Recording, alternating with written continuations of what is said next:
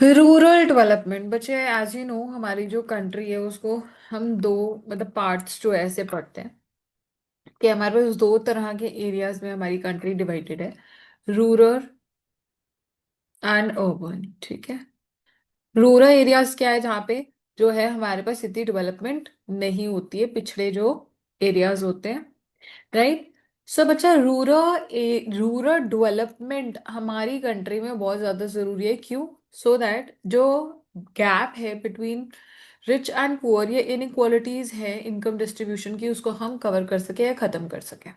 सो rural development सिर्फ ये नहीं है कि आप कहीं पे सिर्फ जाके बिल्डिंग्स खड़ी कर दें या हॉस्पिटल्स बना दें, बल्कि वहाँ पे education, health care, proper water, sanitation, electricity, इन सब की भी प्रोविजन या सुविधा हो, राइट। So, बच्चे, rural development is a comprehensive term. Why? Because it includes a lot of things.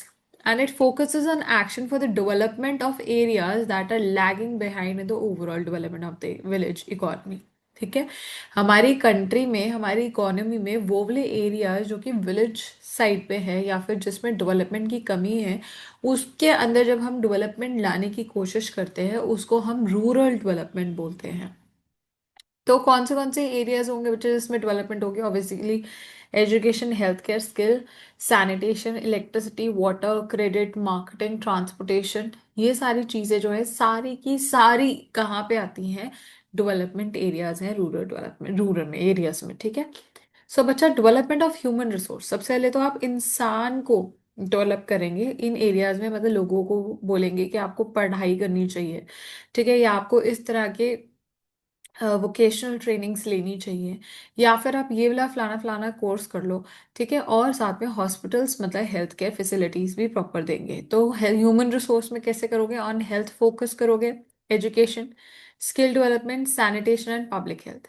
Next is productive resources provide करेंगे हर एक लोकेलिटी में, राइट। उसके बाद मैंने आपको बताया इंफ्रास्ट्रक्चर को डेवलप करेंगे, जैसे इलेक्ट्रिसिटी हर जगह हो, irrigation, credit, marketing, transportation facilities, agriculture, research, IT, ये हर जगह होनी चाहिए। लैंड रिफॉर्म्स बच्चे हमने चैप्टर नंबर 2 में किए थे, दोबारा से कर लेंगे जब चैप्टर 2 रिवाइज करूंगी, क्योंकि लास्ट क्लास में बच्चों को थोड़ा सा था कि चैप्टर 2 दोबारा से कराया जाए, तो obviously I will redo it, not a problem, revision. ठीक है। सो लैंड रिफॉर्म्स में बच्चे हमने वही करा था कि अपना डिवीजन जो था, लैंड को डिवाइड करके जो फ्रैगमेंटेड थे उनको हमने कंसोलिडेट किया था। स्मॉल एंड मार्जिनल फार्मर्स को भी हमने लैंड दिया था, लैंड सीलिंग लगा दी एंड सो ऑन। ये सारे हमारे लैंड रिफॉर्म्स में आते हैं, right. with special measures for elevation of the poverty so as to raise the standard of living of the weaker sections of the society। ठीक है। तो पॉवर्टी को खत्म कैसे किया जाएगा? ऑब्वियसली उनको एजुकेशन प्रोवाइड करके एंड उनको एम्प्लॉयबल स्किल्स प्रोवाइड करके और साथ में एम्प्लॉयमेंट अपॉर्चुनिटीज भी प्रोवाइड करके। तो उस वजह से वो पढ़े लिखे होंगे, वो काम कर पाएंगे और पैसा कमा पाएंगे, right. So what is the process of rural development? किस किस के थ्रू होगा? तो भी ऊपर पढ़ा सबसे पहले तो develop the human resource. Human resource कैसे डेवलप होंगी बच्चे? एजुकेशन प्रोवाइड करेंगे, स्किल, हेल्थ, ये सारी चीजें करेंगे। तो यही बातें, water, sanitation, same to same बातें। सो बच्चे, the quality of human resource needs to be improve through following measures. Number 1, pay proper attention to literacy. Literacy means education, ठीक है, एजुकेशन एंड स्किल डेवलपमेंट दोनों आ जाएंगे। Then is make a better and more affordable health facilities for physical growth and sanitation at workplaces and home. Same thing, right? So next is what's the development of infrastructure? Infrastructure में सबसे पहले बच्चे देखो, normal physical तो आएगा ही आएगा, ठीक है, इलेक्ट्रिसिटी, इरिगेशन, देन वाटर, अपना ये क्रेडिट, सॉरी वाटर नहीं, वाटर तो ऊपर हेल्थ में चलेगा सैनिटेशन के साथ। यहाँ पे हमारे पास आ जाएगा क्रेडिट फैसिलिटीज, कि जिन जिन लोगों को पैसों की जरूरत है, अगर एजुकेशन के लिए चाहिए तो एजुकेशन लोन मिले, काम करना चाहते तो वर्क के लिए लोन मिले, कोई भी स्टार्टअप लोन्स मिले, वो इजीली मिले। जैसे कि unlike like the olden times जहाँ पे मनी लेंडर्स या फिर साहूकार्स से लोग जो है पैसे लेते थे, वो ना हो, रैदर क्या हो, प्रॉपर हमारे पास banking facilities in rural areas like RRBs, NABARD वगैरह जो है अवेलेबल हो। ठीक है। तो नेक्स्ट इज मार्केटिंग, ठीक है, transportation facilities through road, railways, ये फिजिकल में आ गया, ठीक है, डैम्स, ब्रिजेस, तो यही कह रहे हैं कि छोटी छोटी गलियों को क्या करें, बड़े हाईवेज के साथ कनेक्ट करें. Better facilities for agriculture research and extension and information dissemination. So this we will learn in the later part of the chapter, जहाँ पे हम कहेंगे कि हमारा since our most of the population in India is engaged in agriculture, why just opt farming? Farming के अलावा भी और एरियाज हैं जिसमें हम जो है आगे कर सकते हैं, जैसे कि हॉर्टिकल्चर. ठीक है. उसके बाद हमारे पास आ गया पोल्ट्री, कैटल फीडिंग और ये सारी चीज़ें, राइट. सो या रियरिंग. तो ये कह रही इंटरब्रीडिंग, मतलब जो भी एक्स वाई जी चीज़ें हैं जो कि रिलेटेड है या एलीट सर्विसेज हैं, ठीक है, उनको भी प्रमोट किया जाए. उसमें भी कहते हैं पैसे एज ए फिशरीज वगैरह. Next is land reforms. So land reforms में सबसे पहले तो क्या करो, जमींदारी सिस्टम को खत्म करो. ठीक है. टिलर्स और ओनर्स के बीच का फर्क जो है उसको खत्म करके अबॉलिश करेंगे जमींदारी सिस्टम. सबसे पहले एक्सप्लॉयटेशन इन लैंड रिलेशंस खत्म करेंगे. ठीक है. Actualization of the goal of land to tillers. उसके बाद जो टिलर्स हैं उनको लैंड अलॉट करेंगे, मैंने आपको ये बता दिया. ठीक है. स्मॉल एंड मार्जिनल फार्मर्स को लैंड अलॉट किया गया था. उसके बाद improvement of socio economic conditions of the rural people by widening the land base. जो डिवाइडेड और फ्रैगमेंटेड प्रॉपर्टीज थी उनको कंसोलिडेट करके एक ही जगह पे लैंड सीलिंग के अकॉर्डिंगली जो है लैंड प्रोवाइड किया गया. Then is increasing agriculture productivity and production. Next क्या था कि हमने HYV सीड्स किए थे थ्रू टेक्निकल रिफॉर्म्स, तो उसके बारे में भी बात कर रहे हैं कि लैंड की प्रोडक्टिविटी एंड प्रोडक्शन को इम्प्रूव करेंगे थ्रू क्रॉप रोटेशन या फिर प्रॉपर इरिगेशन फैसिलिटीज. ठीक है. और जो इरोड करते हो लैंड फर्टिलिटी उसको ना यूज करें. ठीक है. वो भी प्रोडक्ट्स को या फिर सामान को. एंड नेक्स्ट जो टेक्निकल फॉर्म्स है वो भी लगाए, like your HYV, right. Next is elevation of poverty. Elevate करना मतलब खत्म कर देना. ठीक है. So as stated earlier, around 22% of the total population is still below the poverty line. So there is a serious need so as to just eradicate या wipe off this poverty from our country. तो वो कैसे होगा?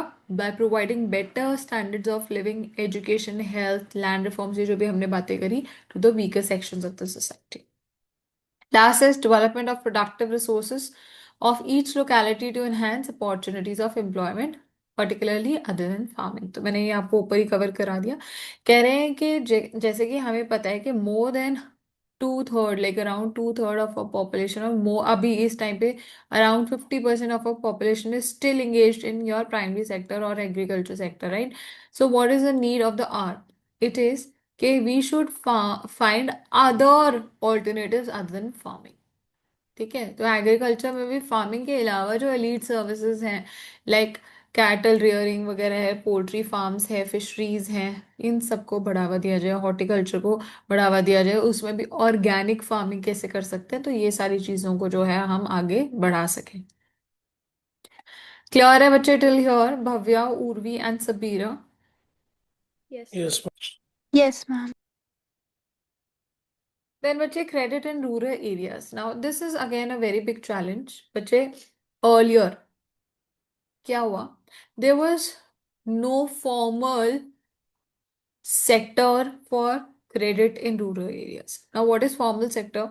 Formal sector होता है कि banks या फिर इंस्टीट्यूशंस या जिनको हम NBCs कहते हैं, सॉरी NBFCs वगैरह कहते हैं, ये जो है वहाँ पे अवेलेबल नहीं थी. Financial institutions were not available in the rural areas earlier. But now हम क्या हुआ है कि हमारे जो बैंकिंग सेक्टर है वो कहता है कि लेट्स एक्सटेंड आर फैसिलिटीज और services in the rural areas as well. तो उसको फॉर्मलाइज किया गया, राइट. सो उसी के बाद में बात कर रहे हैं, कह रहे हैं what is first of all why do you need money and that too in rural areas. तो सबसे पहली चीज़ तो वही है कि जब आप बीज बोते हैं, क्रॉप सो करते हैं, और जो उसको रीप करते हैं, मतलब रियलाइजेशन जो होती है क्रॉप की, it takes a lot of time, right. क्योंकि एकदम से हम बीज बो के हम कहते हैं कि जी हमारी फसल उग जाए और हम उसको मार्केट में बेच दें, that is not possible, right. And उसके बाद हार्वेस्ट, मतलब जब हमने उसको रिप भी कर दिया, हमने मार्केट में बेच भी दिया, again the process to sow it and then reap it is a long time, right. तो उसके बीच का जो टाइम पीरियड है जब उन्होंने खेती उगाई और जब काटी, ठीक है ना, सो उसके बीच के जो खर्चे हैं अपने खुद के कंज्यूमेबल या इन्वेस्टमेंट फॉर्म में क्रॉप्स को देखना करना, तो बच्चे उसके लिए भी तो पैसा चाहिए, वो कहाँ से आएगा? पहला क्वेश्चन वो है। दूसरा बच्चे, फोर्सेस फार्मर्स, तो वही बात है कि यहाँ पे क्योंकि इतना टाइम लगता है, सो दैट्स वाई अगेन, एक तो उसके लिए पैसा चाहिए, दूसरा अगर हमारे को बिल्कुल ही स्टार्ट करना है अपना नया काम या दोबारा से फर्स्ट टाइम अभी मुझे बीज बोने हैं यहाँ पे अपने पूरे फार्म में, so I need investment, I need money for fertilisers, for pesticides, for seeds, for everything, right? Next is and other expenses, ये तो मैंने आपको बता दिया कि कंज्यूमेबल फॉर्म में भी जो हर रोज हमारे को खर्चा चाहिए। अब कोई मरता है, कोई पैदा होता है, या फिर जब हम पूजा करते हैं खेतों की, खलिहानों की, तो बच्चे तब भी पैसा चाहिए। सो इन सब चीजों के लिए पैसा चाहिए। कह रहे रूरल एरियाज में पैसा क्यों चाहिए? Number one, why? Because there is a gestational gap between crop sowing and crop realization और reaping, so that's why it takes a lot of long time. Next is that the farmers also borrow for their initial investments in seeds, fertilizers, and obviously to meet their day-to-day family expenses and religious ceremonies, right? So, Bache, earlier, as I told you, there was non-existence of formal sector in our this thing. Formal sector जो है हमारे पास नहीं था, banks वगैरह जो है कहाँ नहीं थे, रूरल एरियाज में। तो उसको उस टाइम पे इनफॉर्मल सोर्सेस के थ्रू पैसा होता था। ठीक है, सो इनफॉर्मल या traditional sources of rural credit सबसे पहले वो मनी लेंडर्स। ठीक है, वो लोग जिनके पास पैसा होता है और वो ब्याज पे पैसा चढ़ाते हैं। ठीक है, so, but from the very beginning, money lenders have been advancing major share of their farm credit. The peasants are exploited through exorbitant. Exorbitant is very huge amount. बहुत ज्यादा rate of interest charge करते थे. Quite frequently, their accounts are manipulated without their knowledge. ठीक है, उनको पता भी नहीं होता था, क्योंकि देखो लिखा पढ़ी का काम उनको आता नहीं है. They don't know how to maintain accounts. They don't know anything. They are mostly illiterate. So that's why they do not know कि यार मेरा मैंने कितना प्रिंसिपल था, मतलब मेरा मूल कितना था और मेरे को आगे से ब्याज कितना मिल रहा है, ये मतलब मुझे देना है यहाँ पे, सॉरी। ठीक है, सो दे डोंट इवन नो कितनी बार तो रीपे हो चुका होता है, उनको पीछे से मैनिपुलेट करके कह दिया अरे जी अभी तो 10 साल तुम्हारा और चलेगा, ये देखो इतने तुम्हारे को पैसे और देने हैं। So money lenders obviously their main their only and main aim was to exploit their peasants. ठीक है, क्या करते थे? ह्यूज या exorbitant rate of interest charge करते थे, एंड सेकंड उनके अकाउंट्स में भी छेड़खानी करते रहते थे। Second is relatives. दूसरा तरीका और होता है अपने रिश्तेदारों के पास जाओ। ठीक है, तो रिश्तेदारों से पैसा लेते थे और वो यूजुअली कब विदाउट रेट ऑफ इंटरेस्ट जो है देते थे, उसके ऊपर कोई ब्याज नहीं चार्ज करते थे, एंड हेल्प कब करते थे? Only at the time of crisis, right? So cultivators are the farmers, right, who borrow funds from their own relatives in time of crisis. जब पैसे की जरूरत होती थी अपने रिश्तेदारों के पास भाग के पैसे लेते थे. These loans are a kind of informal loans and carry no interest and are normally returned after the harvest. जब मेरे पास पैसा आ गया बेचने के बाद, तो मैं क्या करती थी? सबसे पहले अपने रिश्तेदारों के पैसे वापस करती थी। ठीक है, तो second is relatives. Number three is traders and commission agents. So बच्चे ये लोग क्या करते हैं? As a names is trade. Trade करेंगे, किस तरीके से करेंगे? ये क्या करेंगे? ये बोलेंगे अरे सुनो सुनो, तुम हमसे रुपया ले जाओ, पैसा ले जाओ, और क्या करो, जो तुम्हारा अभी ये जो आनी है ना, खेती आनी, इसको तुम हमारे पास गिरवी रख जाओ, मॉर्गेज ऑफ क्रॉप्स। ठीक है, एंड उसके ऊपर भी ब्याज लगाते थे। अरे समझ रहे हैं? देखो, मतलब कहने का आप लोग फार्मर्स हैं, ठीक है, और से सपोज मैं ये ट्रेड एंड कमीशन एजेंट हूँ, टीसीए हूँ। ठीक है, तो बच्चे आप क्या करोगे? आप मेरे से पैसे लेने आए, मैंने कहा अरे अरे ले जाओ कोई दिक्कत नहीं है, रिटर्न में क्या दोगे? रिटर्न में क्या दोगे?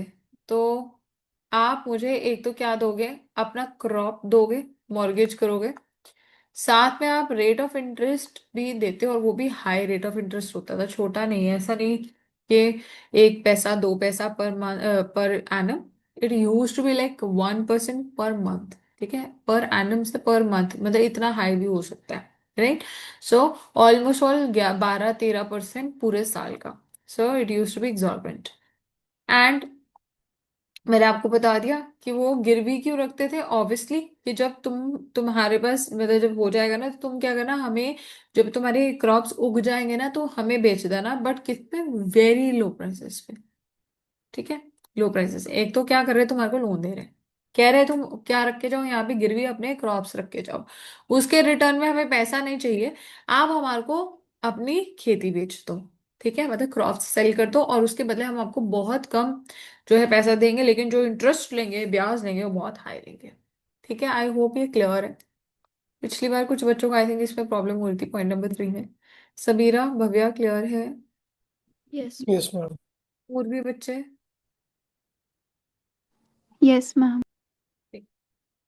Next is rich landlords. देखो नेक्स्ट तरीका क्या है, जिनके लैंड पे मैं काम कर रही हूँ उन्हीं से ब्याज ले लूँ, और सॉरी उन्हीं से ब्याज पे लोन ले लूँ। यस, सो बच्चे, as well as marginal farmers and tenants, small as well as marginal farmers and tenants take loan from landlords for meeting their financial requirements. Landlord also charge again high rate of interest, वो भी छोड़ेंगे, वो भी बहुत ज़्यादा high rate of interest charge करते हैं on loans and exploit the peasants, particularly small farmers and tenants. तो ये क्या करते थे, फायदा उठाते थे और ये बहुत ज़्यादा high rate of interest charge करते हैं। क्लियर है? बस आपको थोड़ा सा डिफरेंट क्या है, ट्रेडर्स एंड कमीशन एजेंट, यहाँ पे आपको ध्यान रखना पड़ेगा कि गिरवी क्या रखवाते थे, मॉर्गेज क्या कराते थे, क्रॉप्स, उसके रिटर्न में कहते थे कि हम तुमसे क्रॉप से खरीद लेंगे और वो उसके बदले हम बहुत कम प्राइस देंगे, लेकिन आप इंटरेस्ट हमें बहुत हाई दोगे। ठीक है, फिर बच्चे what happened, it was a there was a need to formalise the rural credit, right? So बच्चा, इंस्टीट्यूशनल सोर्सेज आई है, फॉर्मल सोर्स आई। The various non-institutional sources used to exploit these people. ठीक है, so what happened? लोन लिया, ब्याज दिया, वो कभी रीपे हुआ नहीं, दोबारा से लोन लिया उस ब्याज को चुकाने के लिए या उस मूल को चुकाने के लिए, आ गए हैं उसी डेट ट्रैप में फंसते रहे, फंसते रहे। ठीक है, तो कभी भी निकल नहीं पाए, जिसकी वजह से फार्मर्स सुसाइड्स वगैरह बहुत ज्यादा हमारी कंट्री पे बढ़ गई थी। So a major change occurred after 1969 when India adopted institutional credit approach through various agencies. So this is an important year that you need to memorize. What is the year? It is 1969. ठीक है? So 1969 में हमारे India में institutional credit through various agencies, मतलब formal या institutional sector के through हमने क्या करा, क्रेडिट जो है रूरल एरियाज में प्रोवाइड करना शुरू किया। सो यहाँ पे हमारे को ये भी पता है कि नेशनलाइजेशन भी हुई थी मेजर बैंक्स की 1969, 14 major banks were nationalized. So वैसे नेशनलाइजेशन का मतलब क्या होता है, it refers to the transfer of public sector assets operated और ओन्ड बाय स्टेट और सेंट्रल गवर्नमेंट। ठीक है, जितने भी प्राइवेट बैंक्स थे, ठीक है, वो क्या कर देते थे, अपनी ओनरशिप सेल कर देते थे टू पब्लिक सेक्टर, ठीक है, सेंट्रल स्टेट गवर्नमेंट को। ठीक है, सो मेन बात यही है, विच वो earlier functioning under private sector.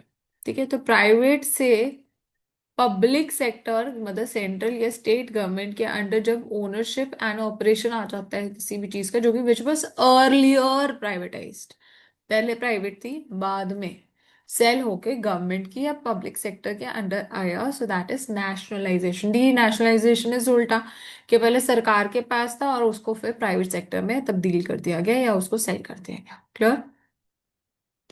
सो बच्चा, nationalization, the banks were nationalized because banks were mainly catering the needs of the big business houses and large industries, while agriculture and small scale industries were lagging behind. तो कुछ सोचो ना, private को हटा के public वाले side पे क्यों लगे होंगे, क्योंकि वेलफेयर कम रह रहा होगा। तो प्राइवेट बैंक्स क्या कह रहे हैं कि सिर्फ big business houses like Tatas को उस टाइम पे सपोर्ट कर रहे थे। ठीक है, उनको ही पैसा बेच रहे थे और उनका मेन मकसद था कि हम प्रॉफिटेबल रहें। तो स्मॉल एंड मार्जिनल फार्मर्स की नीड्स को कौन फुलफिल करता? ऑब्वियसली नेशनलाइज्ड बैंक्स या government. Second, loans by commercial banks to the industry nearly doubled between 1951 to 1968, from 34 to 68, even as agriculture received less than 2%. तो बात वही है, अब उसी के स्टैटिस्टिक्स दे रहे हैं, ये जो टाइम पीरियड है 1969 से पहले का। ठीक है, देखो एलपीजी 51 यहाँ पे हमारे पास आई थी ना 1990, उसमें 1991 में आई थी, बट यहाँ पे हमने क्या करती, प्लानिंग कमीशन सेटअप की थी ना, प्लानिंग कमीशन, हमारे प्लान्स जो है फर्स्ट 5 ईयर प्लान्स 1951 से आए थे, जब हमने कहा था कि पैसा यहाँ पे लगेगा, या बैंक जो है उस टाइम पे प्राइवेटाइज थे काफी, मतलब कुछ तो थे ही, राइट। तो बच्चे क्या हुआ था उस टाइम पे, ये बैंक्स ने क्रेडिट तो इंक्रीज किया, ऑलमोस्ट डबल हो गया, 68, ऑलमोस्ट क्या पूरा डबल यहाँ पे है हमारे पास। सो डबल तो हो गया, बट इसमें जो एग्रीकल्चर है उसको कितना सिर्फ मिल रहा था बच्चे, 2% क्रेडिट मिल रहा था, मतलब जो रिमेनिंग 66% है वो कहाँ जा रहा था, अदर देन एग्रीकल्चर को जा रहा था, राइट। सो बच्चे, in order to control over commercial banks, Indian government nationalized 14, again major important, हमारे कहते हैं 14 मेजर लेंडर्स, मतलब 14 मेजर बैंक्स जो है नेशनलाइज हुए थे, which accounted for 85% of the bank deposits in the country at that time. तो उस टाइम पे 85% डिपॉजिट्स जिन बैंक्स के पास था, उन 14 मेजर बैंक्स को क्या किया गया था, नेशनलाइज किया गया था, मतलब 15 जो बाकी रह गए वो, ठीक है, वो मेजर ऑब्वियसली फिर वो सारे क्या थे, मे बी प्राइवेटाइज थे या जो भी, उसके बारे में कुछ नहीं है। 6 more banks later were nationalized in the year 1980s। So again learn करने वाली स्टैटिस्टिक्स है, मैंने आपको बताया 1969 तो ऊपर हमने मार्क कर लिया, इसमें हमने लिखा भी था 14 major banks were nationalized, and then 1980s में 6 more banks वर नेशनलाइज्ड, 20 इस टाइम तक 1980s तक जो है नेशनलाइज हो गए थे। प्लीज मार्क इट इम्पोर्टेंट और राइट इट डाउन समवेयर, ठीक है। तो why what was the requirement of nationalizing the banks in 1969? First of all, कि जो प्राइवेट बैंक्स थे वो क्या करते थे, सिर्फ लार्ज बिग बिजनेस हाउसेस को ही क्रेडिट जो है प्रोवाइड कर रहे थे, स्मॉल एंड मार्जिनल फार्मर्स को कम्प्लीटली इग्नोर किया दिया गया था। बल्कि कह रहे हैं कि 1951 से 68 तक जो है वो क्रेडिट डबल तो हुआ, 34 से 68 हुआ, बट उसमें से 2% तक ही सिर्फ एग्रीकल्चर को जा रहा था, उससे ज्यादा नहीं जा रहा था। एंड लास्ट नेशनलाइजेशन की इन्होंने बात की, राइट, के 14 बैंक्स वो नेशनलाइज्ड, ठीक है। एंड देन लेटर ऑन 19 अपना इसमें 80s में 6 other banks were nationalised, right. So बच्चा, government establish the institutional resources with the following objective. Number one, कि सस्ते रेट ऑफ इंटरेस्ट पे, देखो ऊपर क्या प्रॉब्लम आ रही थी इनफॉर्मल में, कि बहुत high exorbitant rate of interest charge हो रहा था। तो पहली चीज तो यही थी कि रेट ऑफ इंटरेस्ट चीप कर दो, सस्ता कर दो। So to provide adequate agriculture credit to farmers at cheap rate of interest. Second, assist small and marginal farmers in raising their agriculture productivity so as to maximize their incomes. दूसरा क्या था कि जो फार्मर्स हैं उन लोगों को help करें कि वो क्या कर सके, अपनी नेचुरल अपनी इनकम को मैक्सिमाइज कर सके और एग्रीकल्चर प्रोडक्टिविटी को इम्प्रूव कर सके। Just go through the first 2 pages and tell me in case you have any doubts, तब मैं आगे चलूंगी। ये इनके ऊपर आऊंगी ना, फिर इसमें क्वेश्चंस आते हैं। देखो, देखो बच्चे,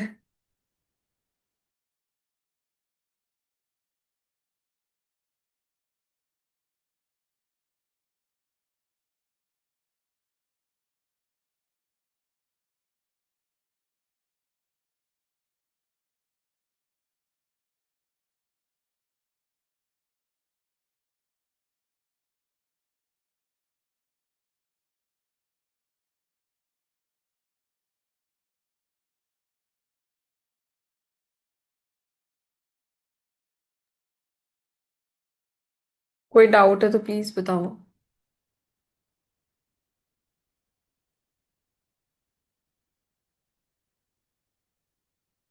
पूर्वी, डाउट है कोई? No, ma'am. भव्यांश, सपीरा बच्चे? No, ma'am. No ma'am. ठीक है। Some of the important institutional sources of agriculture are, अब कह रहे हैं कि हमने बात करी कि फॉर्मलाइज करो रूरल एरियाज को, बट किसके थ्रू हुए, कौन से सोर्सेज हैं, ठीक है। तो पहली क्या है, cooperative credit societies. So cooperative societies क्या होती है, जहाँ पे group of people with same aim come together and अपने फंड्स को इकट्ठा करते हैं, और जब जिसको रिक्वायरमेंट होती है उसकी, मतलब एक दूसरे की हेल्प करते हैं बेसिकली, ठीक है, जब जिसको जरूरत हो। So, Bachcha, the primary objective of cooperative is to liberate the Indian peasantry from clutches of money lenders and to provide them credit at low rate of interest. तो ये करेंगे क्यों, ऑब्वियसली ताकि एक दूसरे को बहुत कम ब्याज पे इंटरेस्ट रेट मतलब लो रेट ऑफ इंटरेस्ट या ब्याज पे ये क्या कर सके, लोन प्रोवाइड कर सके। ठीक है। Second is land development banks. So land development bank नाम से पता चल रहा है बच्चे, लैंड की डेवलपमेंट के लिए हम क्या करते हैं, लोन ले रहे हैं। ठीक है। तो आप गिरवी क्या रखोगे, अपना जगह ही गिरवी रखोगे। So to provide credit to the farmers against mortgage of their lands, loans are provided for permanent improvement of land, purchasing agriculture implements and for repaying old debts. ठीक है। तो एक तो बात है लैंड के लिए, लैंड की इम्प्रूवमेंट के लिए, डेवलपमेंट के लिए, या फिर आपको कैपिटल गुड्स मतलब कोई भी इम्प्लीमेंट्स खरीदने हैं, ठीक है, सामान खरीदना है फॉर एग्रीकल्चर, या फिर आपको पुराने डेट्स रीपे करने हैं तब भी कर सकते हो। बट आपको क्या करना पड़ेगा, इंपॉर्टेंट बात है, आपने लैंड्स को मॉर्गेज करना पड़ेगा। ठीक है। गिरवी क्या रखोगे, अपनी ही जगह। Next is commercial bank credit. So बच्चे अगेन कमर्शियल बैंक्स तो आप लोगों को पता ही है। So initially commercial banks played a marginal very small role in advancing agriculture credit, but after nationalization they expanded their branches even in the rural areas and to the marginal and small farmers, right? Next is regional rural banks or the RRBs। ठीक है। यही major source of credit होता है, RRBs and NABARD. ठीक है। सो नबार्ड की एक full form पूछ ली जा सकती है आपसे, या फिर साल पूछ लिया जाएगा, वी विल लर्न अभी। So, बच्चे RRBs were opened up in those areas where there were no banking facilities, first of all, and their main aim, yeah, objective was to provide credit and other facilities, especially to small and marginal farmers, agricultural laborers, artisans, and small entrepreneurs in the rural areas. So, बच्चे ये क्या करते थे, ये obviously credit provide करते थे। ठीक है। किनको, specially small and marginal farmers को, आर्टिशंस जो कि आर्ट का काम करते हैं, हाथ का बुनाई का, ये जो हैंडीक्राफ्ट ये सारे काम करते हैं। ठीक है। एंड एग्रीकल्चरल लेबरर्स को, इन लोगों को लोन प्रोवाइड करते थे। ठीक है। और ये खुलते कहाँ थे, जहाँ पे और कोई और फॉर्मल सेक्टर मतलब कोई भी ब्रांच नहीं है, कोई भी और बैंकिंग फैसिलिटी जहाँ पे नहीं है, वहां पे आरआरबीज आते हैं। Next very important is NABARD. NABARD की full form is National Bank for Agriculture and Rural Development. ठीक है। National Bank for Agriculture and Rural Development, National Bank for Agriculture and Rural Development. ठीक है। So बच्चा again apex means the highest bank which coordinates the function of different financial institutions working for the expansion of credit। तो ये क्या करते हैं, rural areas में जितने भी बैंक्स या फिर कह लो फॉर्मल एरियाज है जिसके थ्रू क्रेडिट मिलेगा, तो उसको भी तो देख, उसके अंडर मतलब उसको भी तो सुपरवाइज करने के लिए कोई चीज चाहिए या एक बॉडी चाहिए। तो उसको सुपरवाइज करने के लिए कौन आया, नबार्ड आया। ठीक है। नबार्ड क्या करता है, जो भी डिफरेंट इंस्टीट्यूशंस हैं हमारे पास जो कि क्रेडिट प्रोवाइड करती है, रूरल क्रेडिट प्रोवाइड करती है, उनकी फंक्शनिंग ओवरसी करता है या उनको डायरेक्टिव्स इशू करता है, right? So the objective is to promote health and strength of credit institution, namely cooperative, commercial, rural bank। जो ऊपर की हमने तीनों बातें करी हैं, उन सबको कौन देखता है या मैनेज करता है बच्चे, नाबार्ड करता है। Next important thing is first of all तो is a full form, secondly it is the apex institution, and next is the year and it was established, it was established in the year 1982। ठीक है। we'll have to learn what कौन सा साल है, 1982 है बच्चे। Beside providing finance to credit institution, NABARD also provides financial assistance। assistance is help। ठीक है। कह रहे क्रेडिट तो प्रोवाइड करेगा करेगा, हेल्प भी प्रोवाइड करेगा टू नॉन फार्म सेक्टर्स। ठीक है। जो लोग फिशरीज, पोल्ट्री, इन सब चीज़ों में, हॉर्टिकल्चर में एंटर करना चाहते हैं तो उनके लिए भी हेल्प करता था। आर्टिशंस जैसे हमने बात करी, उन सब में भी हेल्प करता है उन लोगों को, to promote integrated rural development and prosperity of the rural areas. ठीक है। सो इम्पोर्टेंट बात क्या है, रूरल एरियाज, उसके बाहर उसके अलावा तो ये किसी की हेल्प करेगा नहीं। तो दिस इज द जो वो कह लो कि ट्रेडमार्क है इसका, नबार्ड का।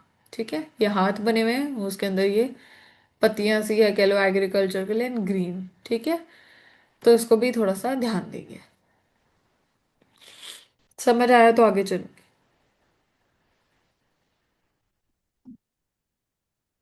Yes, ma'am. नेक्स्ट बचे कदम श्री। ठीक है, इसके ऊपर पहले क्वेश्चंस काफी बार देखे गए हैं। सो कदम श्री क्या है बच्चा? पुअर विमेन बैंक है। ठीक है, ये क्या है, कुछ ऐसे बैंक वैंक कहने की बात है, मतलब ये खुद है, औरतें हैं। ये सारी कहाँ की है? पहली बात तो केरला में। ठीक है, इन्होंने क्या करा, स्मॉल बैंक, सेविंग बैंक खोला। सारी औरतें क्या करती थी, अपने अपने पैसे जो है इकट्ठे करती थी। ठीक है, और ये क्यों करा गया कि अगर से सपोज किसी को भी जरूरत है पैसों की, वो जो है यहाँ से ले सके। But basically major aim for setting up कदम श्री was to ensure that everybody inculcates the habit of saving. ठीक है, तो इम्पोर्टेंट बात क्या है, गरीब औरतें जो है इकट्ठे मिलके थोड़े थोड़े पैसे इकट्ठे एक पॉट बनाती है, इकट्ठे पैसे करती थी।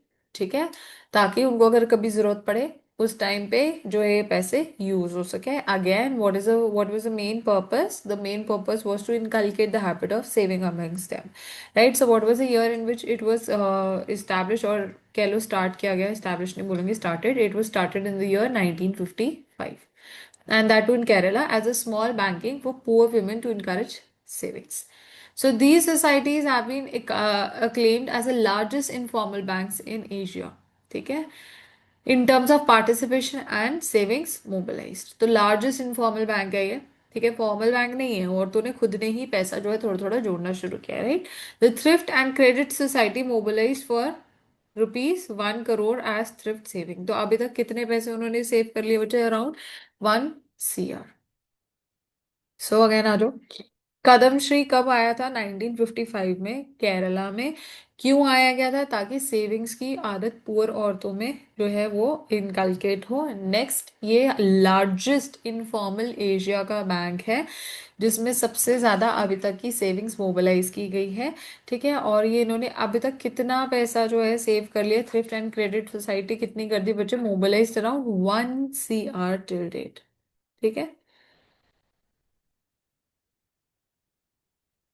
next is self-help groups bank linkages program for microfinance।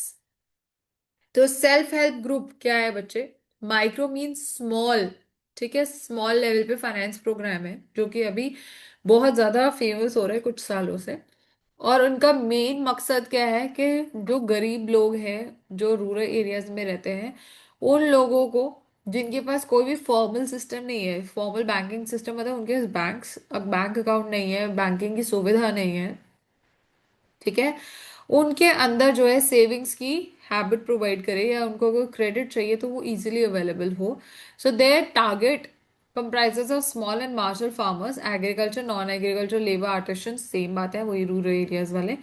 सो ये अगेन क्या करते हैं, they promote thrift in small proportions bye minimum contribution from each member. तो खुद ऐसा मान लो ना, जैसे बहुत सारे लोग हैं, किट्टी टाइप है। ठीक है, बहुत सारे लोग हैं, ये क्या करते हैं, अपने अपने पैसे जो है ऐसे पॉट में डालते हैं।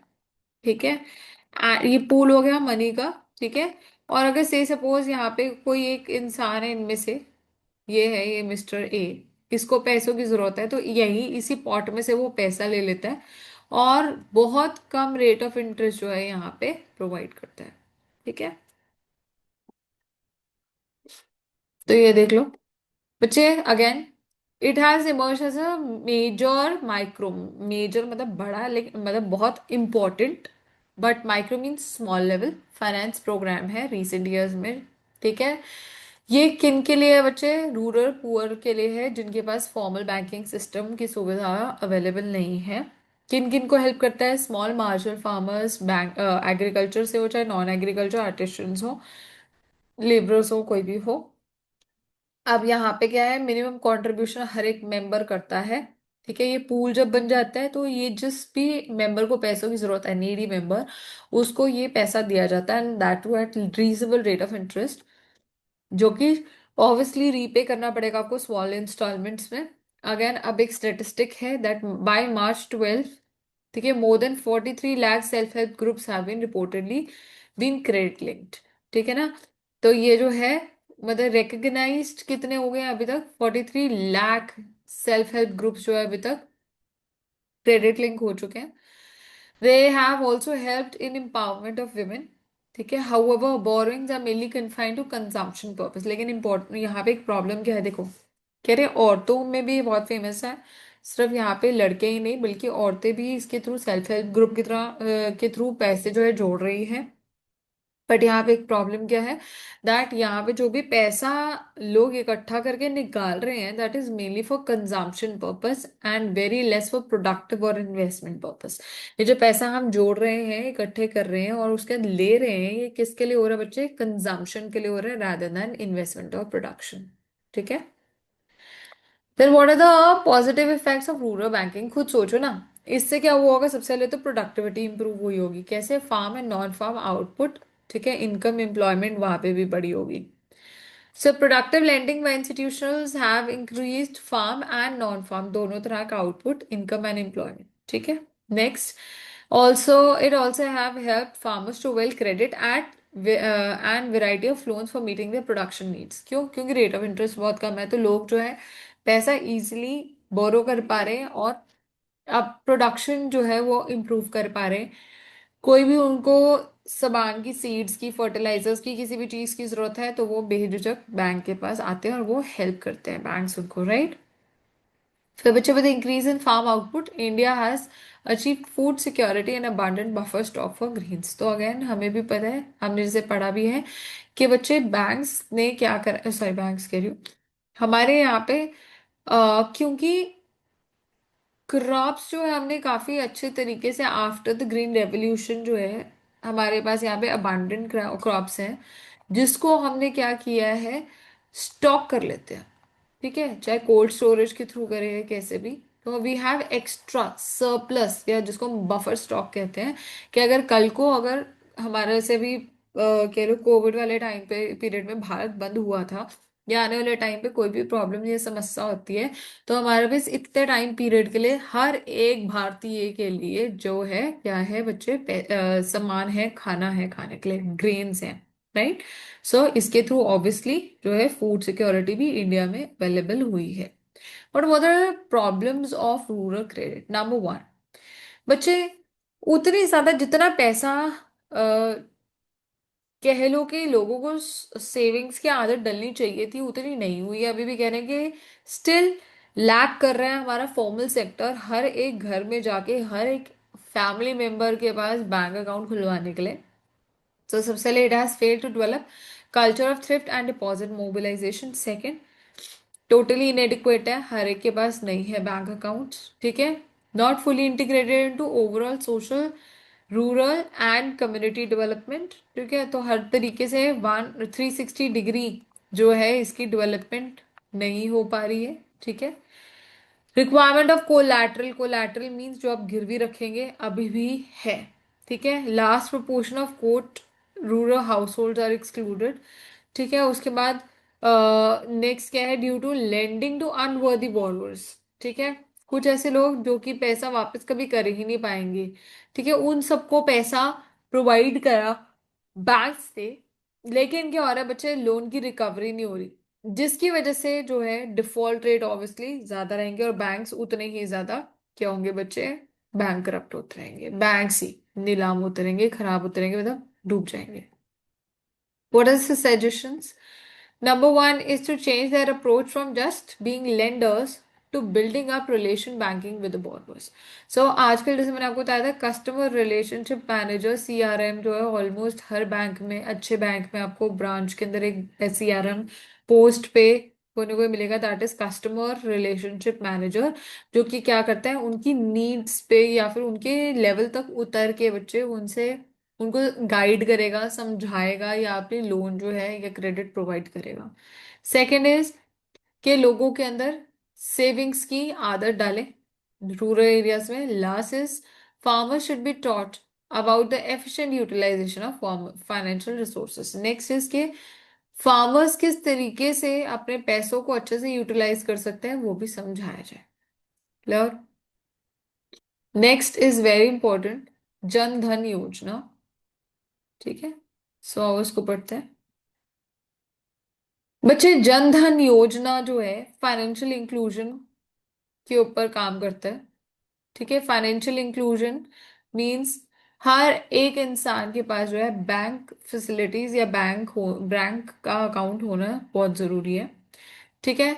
तो बैंक अकाउंट होल्डर मतलब जो लोग यहाँ पे बैंक अकाउंट खोलते हैं बच्चे, उनको 1 से 2 लाख एक्सीडेंटल इंश्योरेंस भी मिलता है और ओडी की फैसिलिटी भी मिलती है 10,000 तक।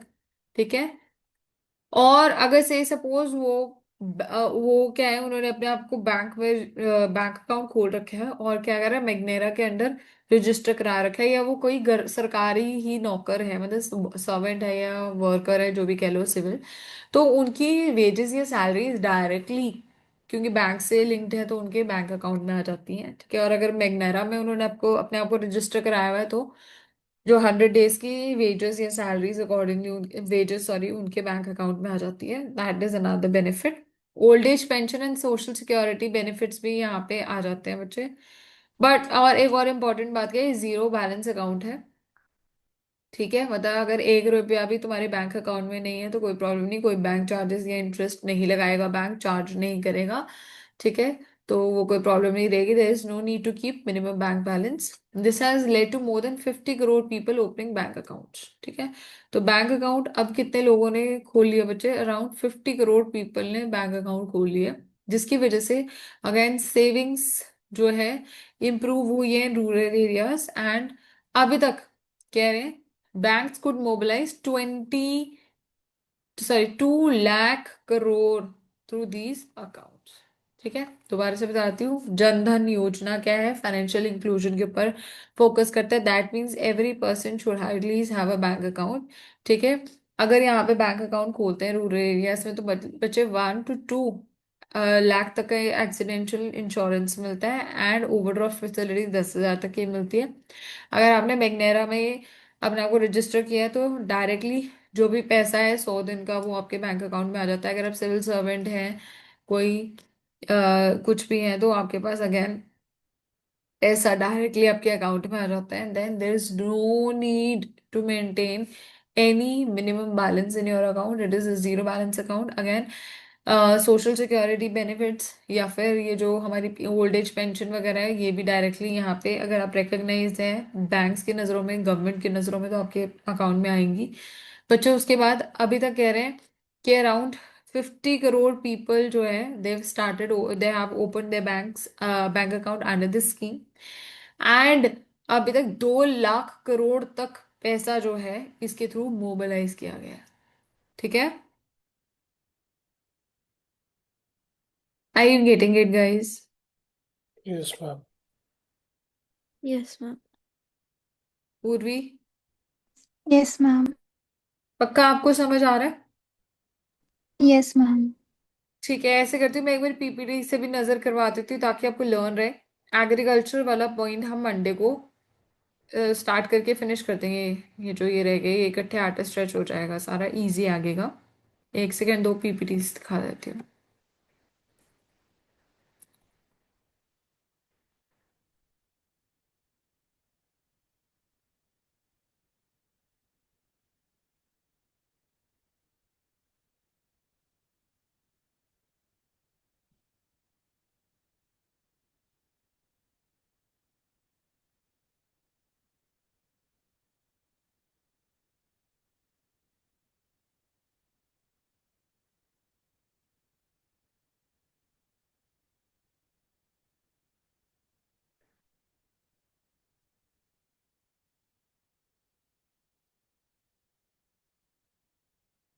ठीक है जी। रूरल डेवलपमेंट बच्चे वही है कि हम रूरल एरियाज में कैसे इकोनॉमिक ग्रोथ ला सकते हैं, डेवलपमेंट ला सकते हैं। ठीक है। सो यहाँ पे हर तरह की डेवलपमेंट चाहिए आपको, सोशल भी, इकोनॉमिक भी। सोशल कैसे होगी? Through your human capital formation. ठीक है। Education, health care facility, water, sanitation, ये सारी प्रोवाइड करेंगे। और इकोनॉमिक कैसे? Through income generation. सो एग्रीकल्चर क्रेडिट क्यों चाहिए? क्योंकि हमारे बहुत ज़्यादा फार्मर्स जो हैं वो गरीब, छोटे और गरीब हैं। ठीक है। सो उनके पास पैसा नहीं है कि वो क्या कर सके, फर्दर इन्वेस्ट कर सके या फिर पैसा जो है कमा सके। Why? Because there is a long gestation period between crop sowing and crop reaping और realisation of the this thing, right? उसके बाद बच्चे credit need, short term, medium term, long term, तीनों तरीके के हो सकते हैं। Not very important. Short term क्या है, उसमें क्या क्या चाहिए? सीड, फर्टिलाइजर, पेस्टिसाइड्स, इन सब चीजों के लिए। Medium term for machinery purchase, fencing, digging up of wells. Long term for land acquisition या एग्जिस्टिंग लैंड के ऊपर आपने क्या करना है अगर कोई भी चेंजेस लाने। Sources, institution, non institution. Non institution में we have landlords, village traders, जिसको हम वो कहते हैं traders, and this thing your commission agent, money lenders. And then हमारे पास एक और था, that was relatives, clear, cooperative societies, ये सारी थी बच्चे। Then we have are institutional sources, जिसमें हमारे पास आई कोऑपरेटिव सोसाइटीज। नंबर टू हमारे पास आए थे अपना ये रीजनल बैंक्स, कमर्शियल बैंक्स, ठीक है, regional rural banks, then NABARD, ये सारे आए, राइट। सो बच्चे regional rural bank and land development bank, they are, ताकि हमें पैसा हो सके। मैंने आपको बताया लैंड डेवलपमेंट में इंपॉर्टेंट बात क्या थी कि आप क्या करते हो, अपना लैंड जो है वो मॉर्गेज करते हो लोन लेने के लिए, और आपको बहुत कम रेट ऑफ इंटरेस्ट पे करना है आपने। उसके बाद ये क्यों यूजुअली लोग जो है लेते हैं, for development of banks, sorry your land, ठीक है, परमानेंट डेवलपमेंट ऑफ लैंड, या फिर other non farm work also, not a problem, आप उसके लिए भी लोन ले सकते हैं। देन रीजनल रूरल बैंक्स जो है वो क्या करते हैं बच्चे, वो वाली जगह पे ओपन करते हैं ब्रांचेस जहाँ पे ऑलरेडी उनकी कोई ब्रांच नहीं है, बैंकिंग फैसिलिटीज अवेलेबल नहीं है, ताकि जो है ये रूरल एरियाज में क्रेडिट जो है प्रोवाइड कर सकें, ठीक है। Then next is NABARD, very important, it was set up in the year, which year बेटा? 1982। यस, 1982, ठीक है। तो नबार्ड की फुल फॉर्म सबसे पहले मैंने आपको बताई, नबार्ड की full form is National Bank for Agriculture and Rural development, it was set up इन 1982। उसके बच्चे it is apex institution, head है जो कि बाकी सब एरियाज, ये जो है हमारे पास अदर इंस्टीट्यूशनल क्रेडिट एरियाज हैं, इंस्टीट्यूशंस हैं जो कि रूरल डेवलपमेंट में हेल्प करते हैं, ये रूरल क्रेडिट प्रोवाइड करते हैं, उन सबकी फंक्शन को ओवरसी करता है। तो वही बात है, it is an apex agency. Credit देखते हैं कि कहाँ कहाँ पे रिक्वायरमेंट है, ठीक है। Liaison, liaison means link provide करता है रूरल ए क्रेडिट विद और अदर सारी चीज़ों में, जैसे Government of India, State Bank, Reserve Bank, इन सब के साथ लाइजन मतलब मेजर लिंक जो है। अगर से सपोज आरबीआई को कुछ भी कम्युनिकेट करना है रिगार्डिंग रूरल क्रेडिट, तो वो पहले नबार्ड के पास जाएगा, और नबार्ड आगे अपनी इंस्टीट्यूशंस को या फिर क्रेडिट को ओवरसी करेगा अपनी लोकेलिटी में। सो ये सारी चीज़ें। देन सेल्फ हेल्प ग्रुप्स के बारे में हमने बात करी बच्चे। सेल्फ हेल्प ग्रुप्स जो है वो क्या है, major micro finance, credit finance provide करते हैं बच्चे, so as to make sure that लोगों के पास सेविंग्स हैबिट हो। फिर हमने बात करी कि मोर देन, अभी हमारे पास देख लेते हैं, एक सेकेंड वेट, 50, ये बात करी थी हमने, एक second wait, yes, 43 lakh credit linked help, self help groups हैं। विमेन जो है वो भी इसके अंदर पैसा अपना जो है वो करती है, पैसा लगा रही, मतलब कि इकट्ठा कर पा रही है, बट यहाँ पे फिर भी अभी मोबिलाइजेशन की थोड़ी कमी है, अभी और ज्यादा इसको मोबिलाइज करा जाए, ये वाली प्रॉब्लम है। और यहाँ पे अभी सीधा मार्केटिंग स्टार्ट है, सो डोंट वरी। हम यहाँ से कुछ चीजें जो हमारे पास एक्स्ट्रा वो देख लेते हैं। पॉजिटिव्स क्या बचे, इसने आउटपुट इंप्रूव किया है दोनों तरीके का, farm farm non farm, available की है पैसा for productive requirements, and buffer stock जो है इसकी वजह से मेंटेन हो रहा है। प्रॉब्लम्स क्या है बच्चे, एक तो पहली बात है लोग जो है अभी उतना ज्यादा डेवलप नहीं कर पा रहे सेविंग्स हैबिट जितनी होनी चाहिए, इनएडिक्वेट भी है फैसिलिटीज। उसके बाद बच्चे सोशल एंड कम्युनिटी डेवलपमेंट भी 100% नहीं हो रही, कोलैटरल की रिक्वायरमेंट अगेन प्रॉब्लम क्रिएट करती है, और लोग जो कि अभी इतने काबिल नहीं है उन सबको क्रेडिट प्रोवाइड कर रहे हैं जो कि रिटर्न नहीं कर रहे पैसे, तो उस वजह से क्या है बच्चे, रिकवरी रेट खराब है, पैसा जो है डिफॉल्ट रेट बहुत ज्यादा हाई है क्योंकि पैसा आता नहीं है। सो सजेशन क्या है, एक अच्छा कस्टमर रिलेशनशिप जो है बोरोवर्स के साथ मेंटेन करें। सेकंड, लोगों को सेविंग्स की हैबिट डालें। नंबर थ्री, किस तरीके से पैसा वो यूज हो rather देन जस्ट कंज्यूम हो, वो चीज देखी जाए। फिर जनधन योजना के बारे में हमने बात करी थी दो बारी, कि वो फाइनेंशियल इंक्लूजन के ऊपर फोकस करता है, 1 से 2 लाख तक का एक्सीडेंटल इंश्योरेंस, 10,000 तक की ओवरड्राफ्ट फैसिलिटी, ठीक है। और उसके अलावा हमने एक बात और किया की थी कि मिनिमम रिक्वायरमेंट कोई जरूरत नहीं है, और 50 करोड़ तक के लोग जो है, 50 करोड़ लोग जो है उन्होंने बैंक अकाउंट खोल के अभी तक 20 करोड़, 20 सॉरी 2 लाख, 2 लैक्स तक का, 2 लाख करोड़ तक का जो है फंड्स मोबिलाइज कर लिए अभी तक। एक चीज और कदमश्री वाली रह गई है, तो वो भी सुन लो। कदमश्री 1955 में फर्स्ट टाइम केरला में हुआ था, जहाँ पे गरीब औरतों ने इकट्ठे मिलकर सेविंग्स की हैबिट का इनकलकेट की थी। अभी तक का हाई लार्जेस्ट इनफॉर्मल वो है ये, इनफॉर्मल सेविंग्स का तरीका है, ठीक है, वेमेन में। और अभी तक इन्होंने 1 करोड़ तक की थ्रिफ्ट सेविंग्स जो है वो कर दी है मोबिलाइज। राइट, ठीक है। Urvi, a question for you. अच्छा, when were the major major 14 major banks nationalised in India? 14 major banks कब नेशनलाइज हुए थे इंडिया में? I want the year. साल कौन सा था? 19 समथिंग था। असम। 16। 1969, 9। ठीक है। ओके। 1969, ठीक है। भव्या, और जो रिमेनिंग 6 बैंक्स थे बच्चे, वो कब नेशनलाइज हुए हैं?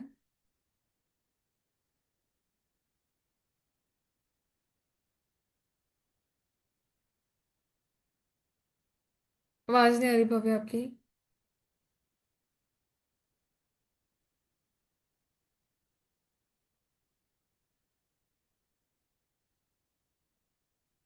बताओ बच्चे। No, you not audible, still inaudible. आवाज नहीं आ रही, मैसेज कर दो।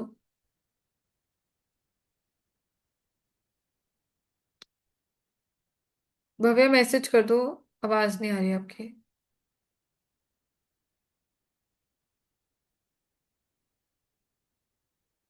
Yes Sabira, can you answer?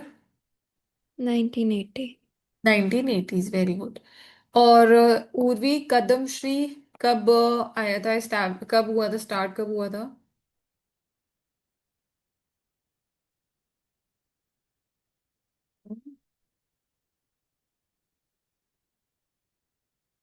2 कदमश्री बच्चे कब आया था? ठीक है भव्या, करेक्ट आंसर। हाँ जी, ठीक है भव्या, करेक्ट आंसर 1955। ठीक है। फिर मुझे बताओ कि नबार्ड जो है वो कब इस्टेब्लिश हुआ था?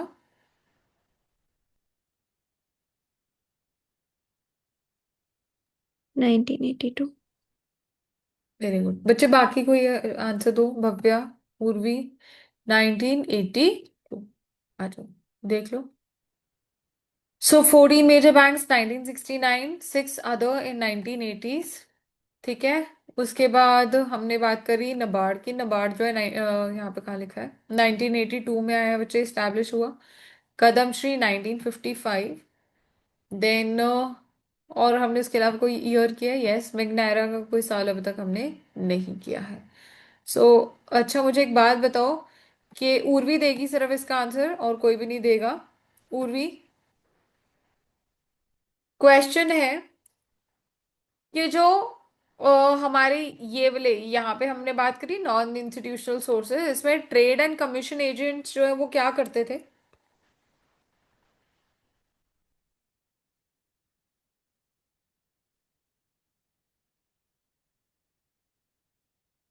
उर्वी, आप यहाँ पे हो बच्चे के नहीं हो?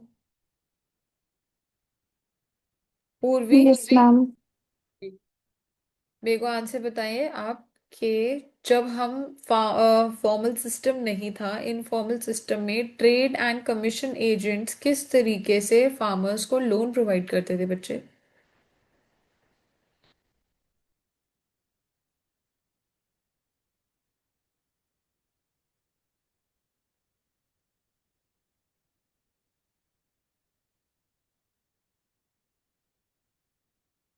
भव्या, अच्छा आपका माइक नहीं चल रहा। उर्वी, आपको नहीं आया बच्चे कुछ भी समझ आज की क्लास में? मैम आया। फिर बच्चे ट्राई क्यों नहीं कर रहे हो? ट्रेड, मैंने नाम याद भी कराया था कि ट्रेडर्स एंड कमीशन एजेंट में आप लर्न करेंगे कि वो क्या करते थे।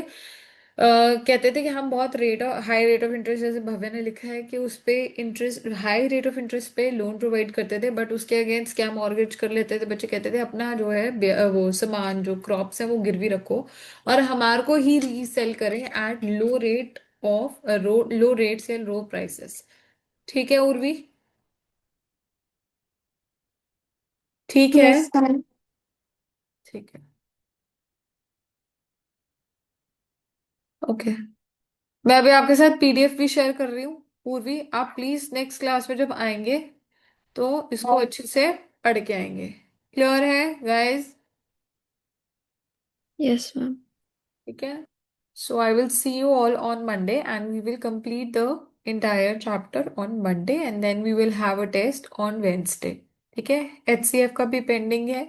सो वी विल सी, जो भी मेजोरिटी अग्री करेगी एचसीएफ या रूरल बैंक, वही पहले टेस्ट रख लेंगे। ठीक है। एंड देन वी विल, जैसे मैंने अभी लास्ट क्लास में there were only these two four boys, ठीक है, जो मतलब अभी आज प्रेजेंट नहीं है, उन चारों ने कुछ अपने बताए थे कि प्रायोरिटी वाइज के किस तरीके से उनको थोड़े से डाउट्स हैं या थोड़ी सी रिवीजन उनको जिस तरीके से चाहिए। तो आप लोगों से मैं नेक्स्ट क्लास में थोड़ा पूछ के फिर वी विल डिस्कस कि हमें पहले कौन सा और चैप्टर जो है स्टार्ट करना है। ठीक है। So see you all on Monday, have a good day, please revise properly बच्चे बिफोर कमिंग ऑन मंडे। ठीक है। उर्वी स्पेशली आप बच्चे, बाकी बच्चे जो है सेकेंड थर्ड टाइम रिवाइज कर रहे हैं, आप जो है नेक्स्ट क्लास में इस चैप्टर को अच्छे से यहाँ तक लर्न करके आएंगे, 2 पेजेस जो अभी करे हैं हमने, 2-3 pages. Clear? Urvi, Yes, ma'am. See you all on Monday, have a good day guys, thank you.